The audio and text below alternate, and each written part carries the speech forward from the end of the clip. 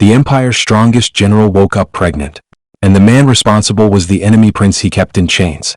Instead of escaping, the prince stayed, because he wanted the throne, and the general was the key to taking it. The border wasn't a place for men. It was a graveyard for souls.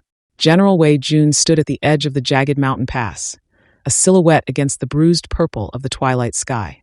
Below him, the encampment of the Northern Expeditionary Force flickered like a bed of dying embers. The wind, sharp as a whetted blade, howled through the canyons, carrying the metallic tang of old blood and the scent of incoming snow. Jun adjusted the weight of his black iron armor. It was his skin.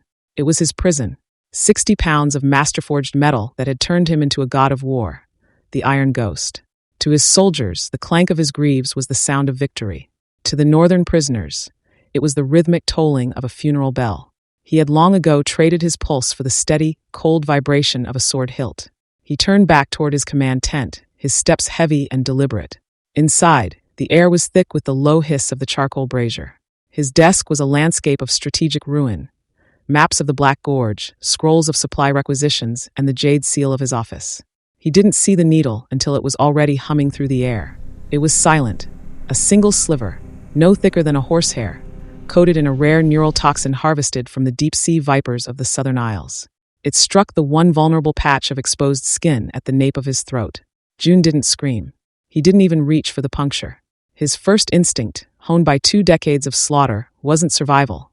It was denial.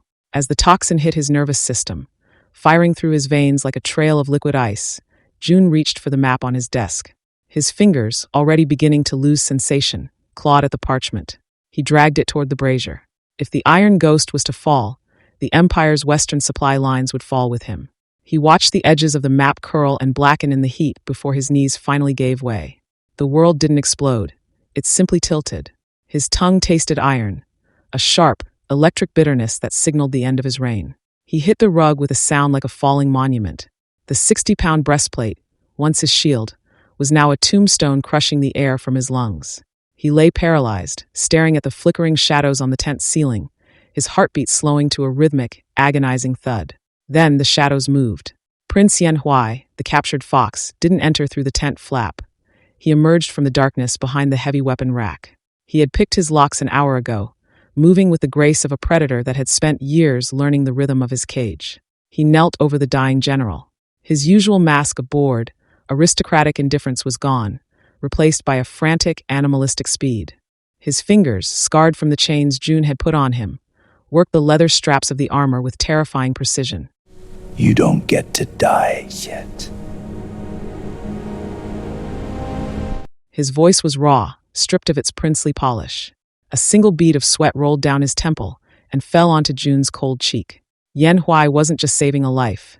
He was reclaiming a stolen prize. As the heavy plates of the breastplate finally fell away with a dull thud, Yanhui pressed his forehead against Jun's skin. His hands were shaking, not with a tremor of fear, but with a territorial hunger so intense it felt like a physical heat, kaleidoscope of failing light. He saw the desperation in the prince's eyes, the jagged edge of an obsession that went deeper than war or politics.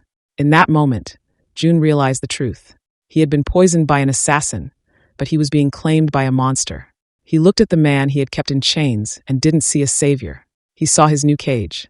And then, for the first time in 20 years, the Iron Ghost let the darkness take him. The sun rose over the mountain pass, cold and indifferent, casting long, sharp shadows that looked like obsidian teeth across the floor of the command tent. Wei Jun sat at his heavy oak desk, his spine a rigid, vertical line of steel. To any sentry peering through the flap, he looked exactly as he had for a decade. The Iron Ghost, unmovable and eternal. But beneath the silk of his inner robe, his skin was screaming. The neurotoxin had left a residue in his nerves that turned the world into a sensory torture chamber. The softest weave of his undershirt felt like sandpaper against his chest. The low hum of the wind outside was a roar in his skull. Most disturbing, however, was the heat. He was a man of the north, a man of ice, but now his blood felt like it had been replaced with molten lead. A sudden wave of nausea, thick and acidic, surged from his gut to his throat. Jun lurched toward the corner of the tent, catching himself on a weapon rack as he retched into a silver basin. His stomach cramped with a violence that felt structural, as if his very organs were rearranging themselves to make room for a new, unwanted guest. The herbal scent is too strong. A voice remarked from the shadows. Yen Huai was leaning against the central tent pole, watching Jun's agony with a calm, clinical intensity. Jun wiped his mouth with the back of a shaking hand.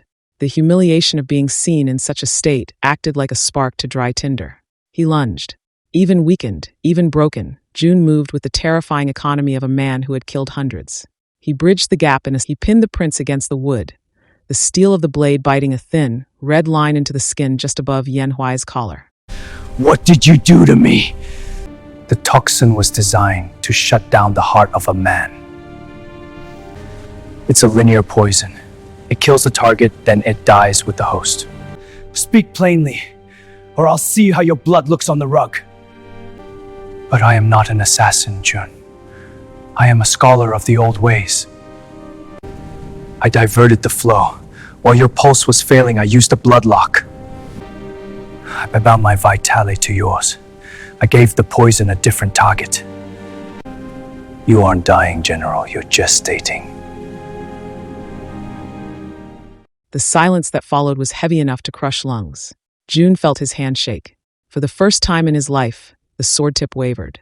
Jun lowered the dagger, not out of mercy, but because his mind was already moving 3 steps ahead, calculating the variables of this new, horrific war.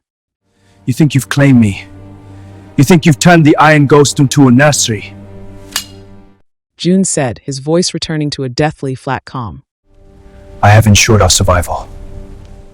Yen Huai countered, touching the small cut on his neck. No, you've given me a hostage that you can never leave. If I am to be your vessel, then you are my shadow. You will breathe when I tell you to. You will brew the medicine that keeps us both alive. And if you ever look at me with that pathetic, saving gaze again, I'll walk onto the battlefield without my armor and let the first northern arrow end us both. Jun said. He straightened his robes, his eyes fixing on Yen Huai with a cold, predatory light that made the prince's smile falter. Yen Huai's eyes widened slightly. He had expected Jun to shatter, to weep, or to rage.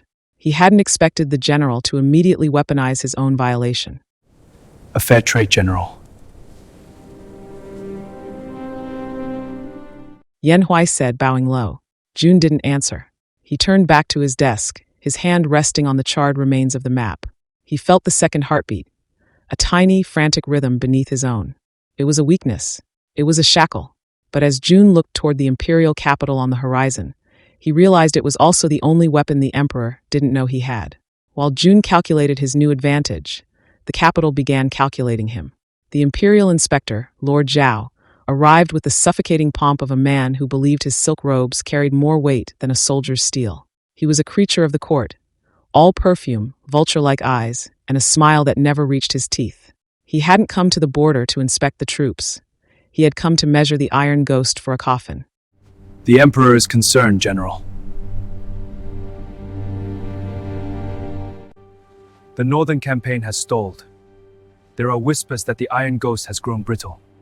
Jun stood on the dais, a statue of black metal.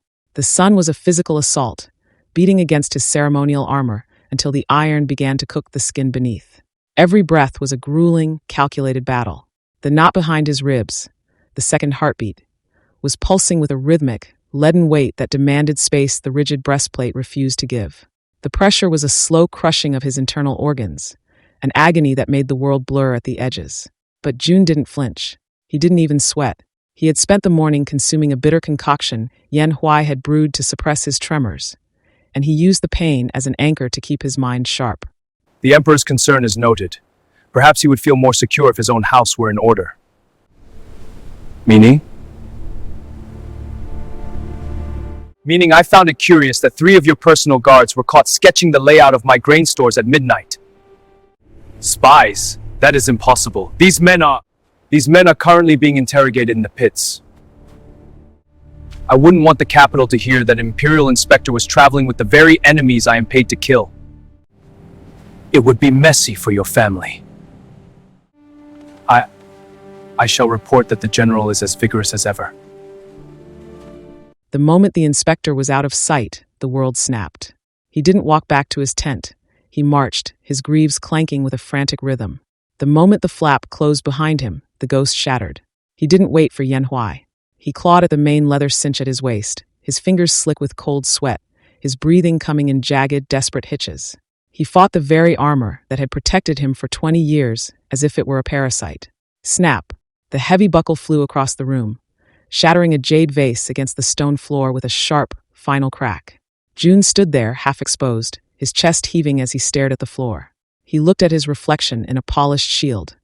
The terrifying iron ghost looked like a frightened, cornered animal. The world is coming for you, June. Yan Huai whispered, stepping from the shadows to catch the falling plates of metal before they hit the ground. He didn't offer comfort. He offered a diagnosis. You played Zhao brilliantly. You used your weakness to create a shield, but you cannot wear this iron much longer. The heartbeat is getting stronger. It will not be hidden by leather and buckles for another month.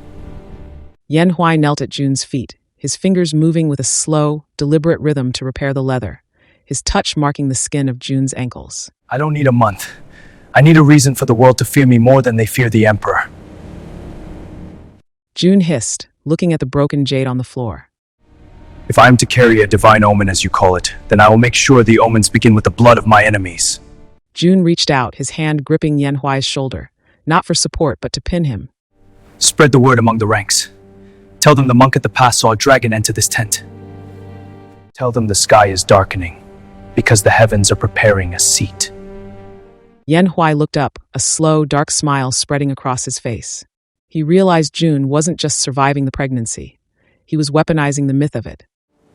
The Empire mistook your loyalty for a cage. Yan Huai murmured. No, they mistook me for a servant. They are about to find out I am the architect of their end. June said, his eyes fixed on the map of the capital. The moment the words left his mouth, the air changed. The rain hammered against the silk roof of the tent, a rhythmic, violent percussion that drowned out the world beyond the canvas.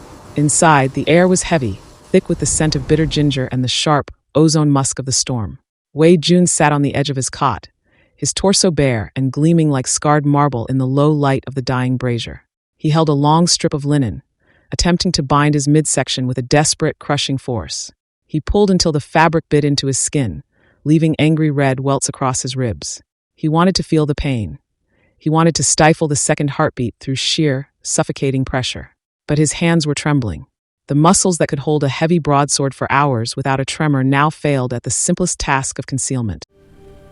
You're doing it wrong. Yan Huai's voice drifted from the shadows. The prince moved like a ghost made of heat. He stepped behind June, his large, calloused palms covering June's trembling fingers. He didn't just stop the binding. He slowly, deliberately began to unwind it. One turn. Two. As the fabric fell away, June's chest heaved, his skin flushed and sensitive to the sudden touch of the cool air. Yan Huai's hands didn't leave him. They slid downward, settling over the firm, slight curve of June's abdomen. The Iron Ghost doesn't hide behind rags, June. You are mine. Everything you carry is mine. He turned June around with a sudden, forceful jerk, pinning him back against the furs of the cot. The weight of the prince was a crushing, grounding reality. When Yan Huai kissed him, it wasn't a request, it was a siege. It tasted of salt and the iron-bitter tea they both lived on. He hated the control Yan Huai held over him, hated that his own body recognized the prince as its master. But as the prince's hands moved higher, mapping every scar and every hard-won muscle of June's body, the general's resistance shattered. When the sun rose, it did not find lovers, it found war. The Battle of the Northern Pass was not a conflict of strategy. It was a symphony of screaming steel and visceral chaos. The sky was a bruised, suffocating gray, choked by the black smoke of pitch fires that refused to die in the freezing wind. Below, the ground had been churned into a soup of frozen mud and the viscera of 5,000 men. General Wei Jun led the charge from the front, a dark silhouette of obsidian atop a massive white warhorse that looked like a ghost cutting through the murk. To his soldiers, he was still the Iron Ghost. But inside the cage of his armor, Jun's soul was screaming. Every leap of his horse, every jarring impact of a parried blade against his shield, sent a white-hot flare of agony through his lower abdomen. It wasn't the dull ache of a wound. It was a sharp internal tearing, a protest from the life that demanded space his rigid, metal shell would not grant. His vision tunneled. The sounds of the battlefield, the wet thud of arrows hitting flesh, the roar of the northern barbarians, seemed to drift from a great distance. General! The left flank is buckling! Lieutenant Chen's voice pierced the haze, but it sounded like a ghost's cry. June didn't respond. He couldn't. As his horse cleared a jagged trench, a sudden, blinding spike of pain erupted behind his ribs. He felt something warm and viscous bloom against the inner lining of his breeches. His hands, usually steady as stone, came away from the saddlecloth stained crimson. He stared at his palms, trembling. It wasn't the blood of an enemy he had cut down. It was his own. He didn't stop. He couldn't afford the luxury of a collapse. If the Iron Ghost fell here, the northern tribes would pour through the pass and burn the very provinces he intended to rule. He wiped his bloody hands frantically on the dark fabric of his saddle, concealing the evidence of his body's betrayal. He swung his blade by muscle memory alone, a terrifying, silent machine of death, until the victory horn finally drifted through the valley like a mournful cry. By the time the horse reached the command tent, June was no longer a man. He was a ghost held together by sheer, corrosive will. He didn't dismount. He fell. Yan Huai was there before the dust of the horse's hooves had even settled. He caught June's dead weight, his arms straining under the 60 pounds of blood-stained iron. As he dragged the general into the shadows of the tent, the prince's mask of aristocratic poise finally shattered into 1,000 jagged pieces. Yan Huai roared at the attending medics, his voice a raw, uncalculated sound of animalistic fury. He threw the medics back when they tried to touch the buckles. Yan Huai stripped the armor himself, his fingers slick with June's blood, his breath coming in ragged hitches.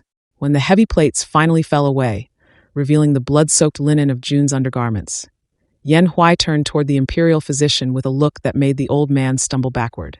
It wasn't the look of a savior. It was the look of a monster whose most precious hoard had been touched. If he loses this, I will not just execute you. I will burn this camp with every soul inside it. I will ensure the Emperor has nothing left to rule but ash.